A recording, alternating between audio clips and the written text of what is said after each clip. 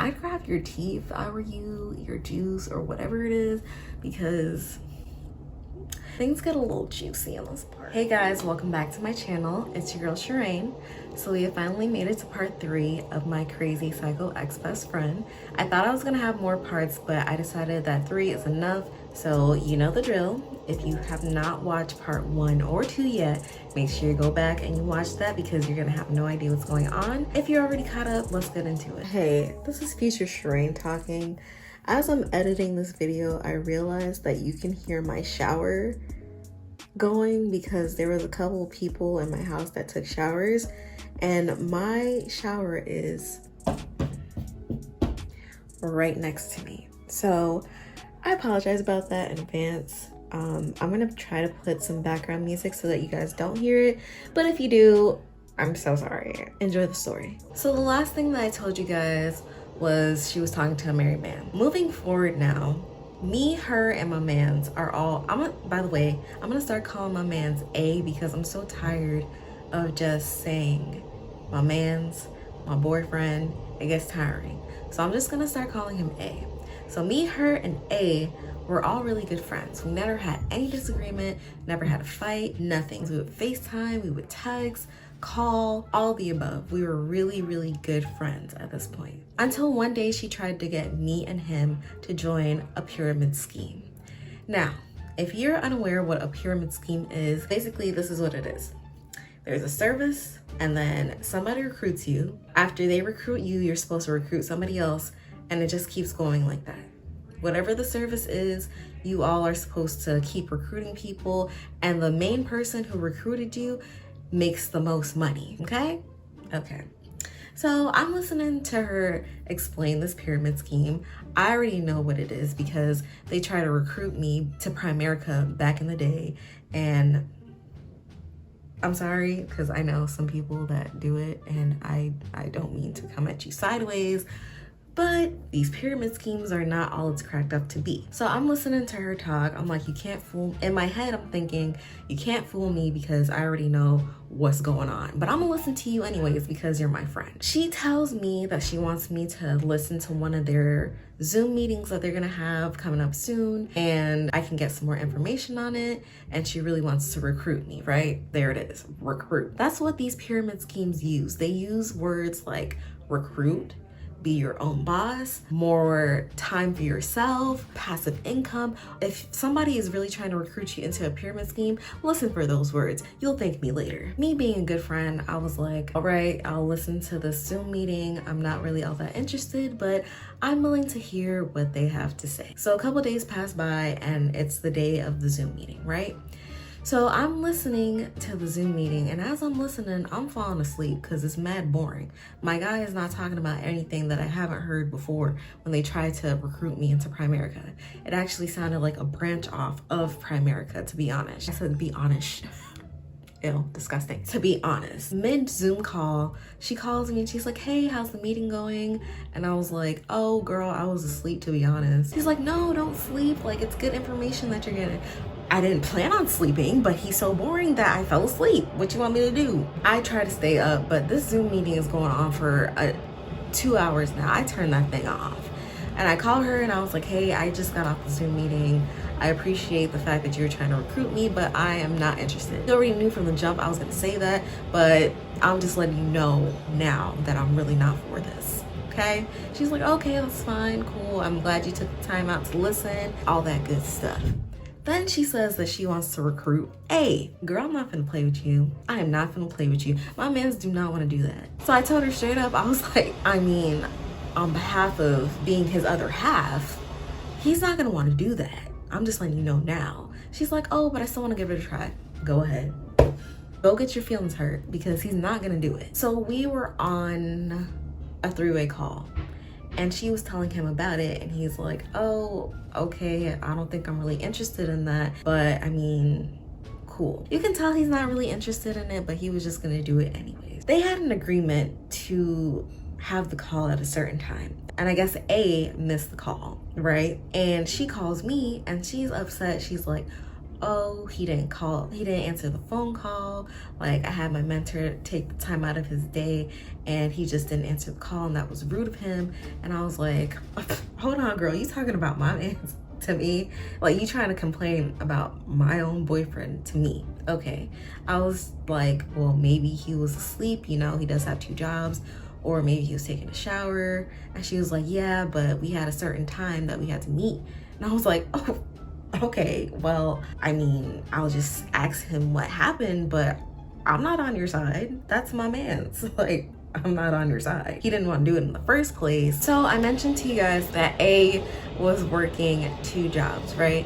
He would work at some gas company during the daytime, and then in the evening time, he would come to Papa John's. This is how I think it went. He got home, he took a shower, and he fell asleep on the couch. Probably set an alarm to wake up to go to work, and he forgot all about that call.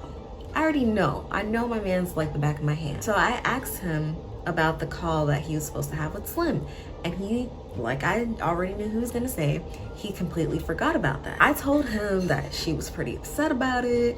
I would call her and apologize because she's a little upset.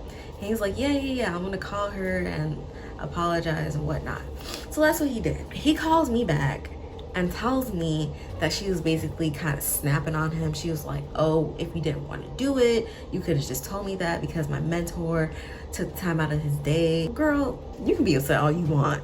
We was not gonna do that anyways. So you basically wasted your time. So yeah, he was apologizing to her and she was snapping on him. And I was like, what she think she is? Snapping on my man like she crazy. I understand you're upset. Tone it down a couple notches, because that's not your man. You're not able to snap on him like how I snap on him. Okay. This was the part where I thought she was crazy again. Even though she was upset, they made a deal to reschedule again, close to like an hour later. Like I said, I don't remember if it was the last part or the first part, but at Papa John's, you can do basically whatever. You can have headphones in, you can do whatever. So he was probably like, yeah, let's reschedule for like an hour or whatever. She says that she called him again for the rescheduled time, right? And he didn't answer. He tells me he never receives a call. So now they're mad at each other and I'm caught in the middle. I'm pretty sure she's thinking, you're not gonna do this twice to me. Now I'm really heated. My boyfriend is like, but I didn't get a call though. He goes through his call log, sees that he has a missed call from her, but he never heard his phone ring. So what I'm thinking, just me being a little logic rain, I'm thinking that she called him and hung up just to be slick, so she had another reason to be upset with him. For all I know, she probably never even rescheduled a meeting with the guy, and she was like, oh, I'm just gonna show you I'm gonna be petty. That's what I'm thinking, right? And my man's was like, yo, like, why is she acting like that? So they're not talking for a while. They wasn't talking for like a week and a half, and I'm just caught in the middle of it. A was like, I mean, that's kind of messed up how she did that, but I'm cool. I'm a guy, like I can take it. It's not a big deal to me. She probably sitting over there mad and I'm not even thinking about it. She didn't talk to me either during that week and a half. Then randomly, I really hope I have this text. I'm gonna go through and look for it, of course. She sends a video of her dancing. I don't know if this girl ever danced a day in her life, but TikTok done made everybody a dancer anyways, it's fine. She sends a video of her dancing and she asks me if she should post it. I respond, if you want to. Because I don't know about y'all, but if you got a problem with my mans, you got a problem with me, because we're one at the end of the day. I'm not really feeling you either, but you send me a text thinking that I'm just gonna respond to you normal. It's not like if she had beef with another female friend, if you get what I'm saying. So then we didn't talk for a while again. One day I was like, you know what? I want to fix the relationship. We were good friends. It doesn't feel right for us to just not be friends anymore off of something so small and so stupid. So I texted her and I told her that I was gonna call her when I got off of work. I think that's it. I didn't explain why. I just told her that I was gonna call her once I got off of work. So I call her, and at first, like, I feel kind of awkward about confronting her about this, but like eventually she's like, all right, so what was the real reason you wanted to call me? So I told her, I just feel like you and A are not getting along right now, and I'm caught in the middle of it, and it's not fair to me. I'm put in a position where I basically kind of have to choose. I told her, me and A are one. At the end of the day, I'm gonna choose him over you. I've been together longer with him than I've been friends with you. I've been friends with you for a couple of months. It hadn't have even been a year that we've been friends. My loyalty lies with A. This is what she says, and that's how I know that the friendship wasn't gonna last. Again, she says, well, if I was in your position, I don't care if my man has a problem with my friend.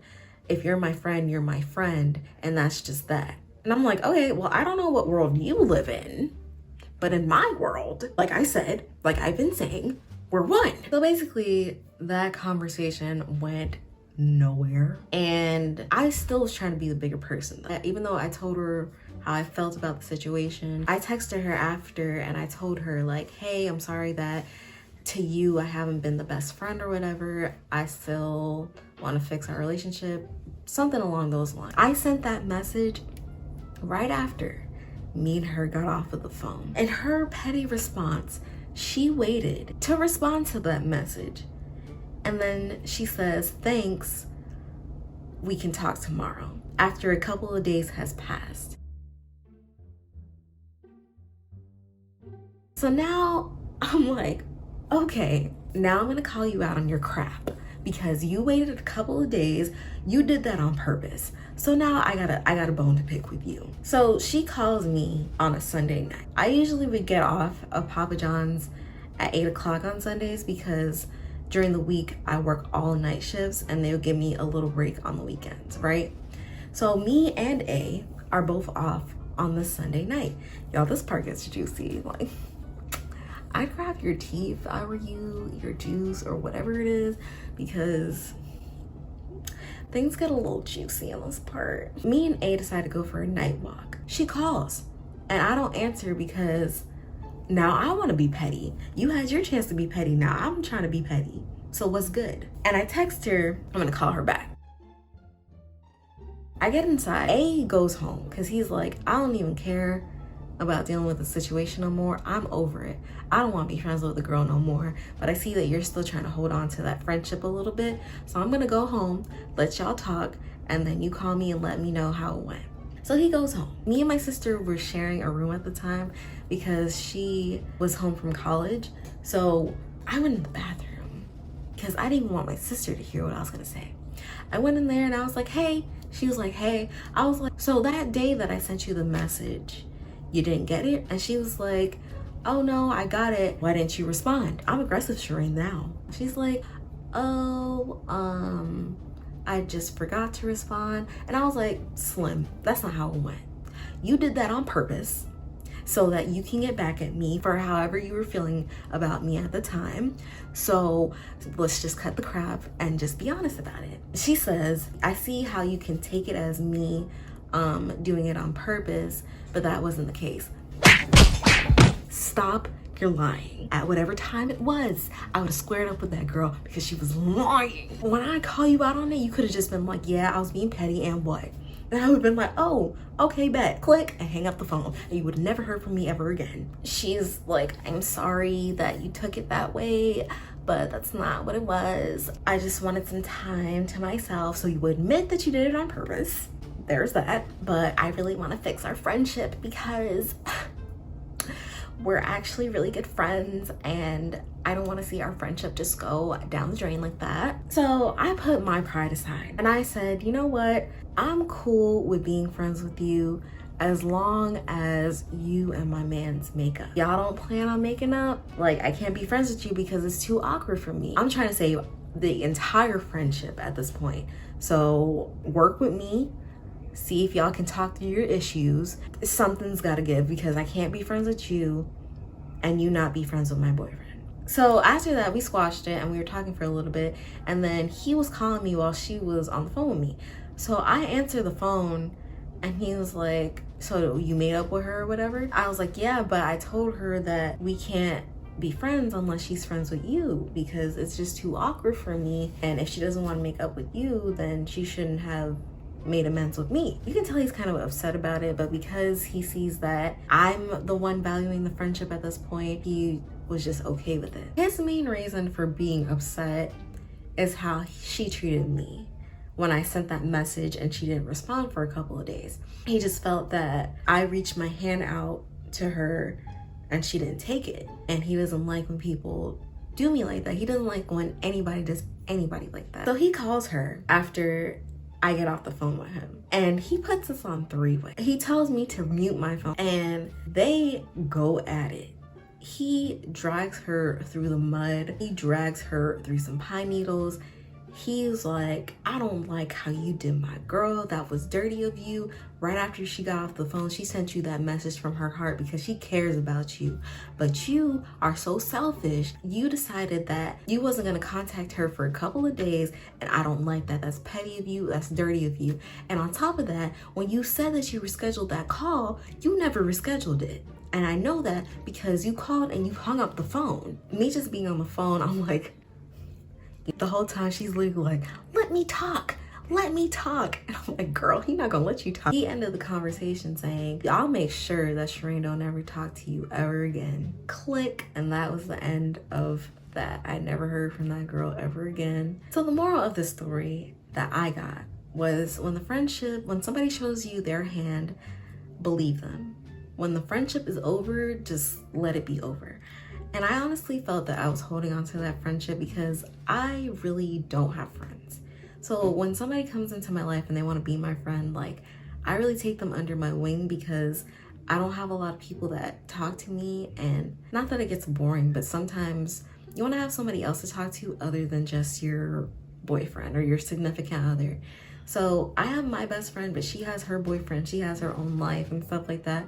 I also have my sister, and she has her own life. She's in school and doing her thing. I realize now that I don't need anybody else more than my sister and my best friend and my boyfriend. That's all that I need. And if somebody else comes along and they're actually a genuinely good person, then that's fine. I could be friends with them too, but I don't crave friendships like that anymore because I see where it got in the past. Not only with her, but even a situation after that, which it was more of a work situation, so it's not a really big deal, but I become friends with people and I tell them too much information about myself. And then in the end, because I feel like I can trust them, in the end it never works out. So now I'm more cautious with who I become friends with and what I say to other people, because I know that a lot of people don't have your best intentions. A lot of people aren't like me and just want to be a genuinely good friend to somebody else. Thank you so much for watching my storytime series. I might have another one soon because, like I say, things are always happening to me, and I actually have a couple of stories in my caliber that I want to tell, but I might get in big trouble for telling. So yeah, I'm gonna think on that, and if I decide in the end that I want to do another series on something else that's happened in my life, I definitely will. So thank you guys so much for watching. Don't forget to like and subscribe, and I will see you guys in my next video.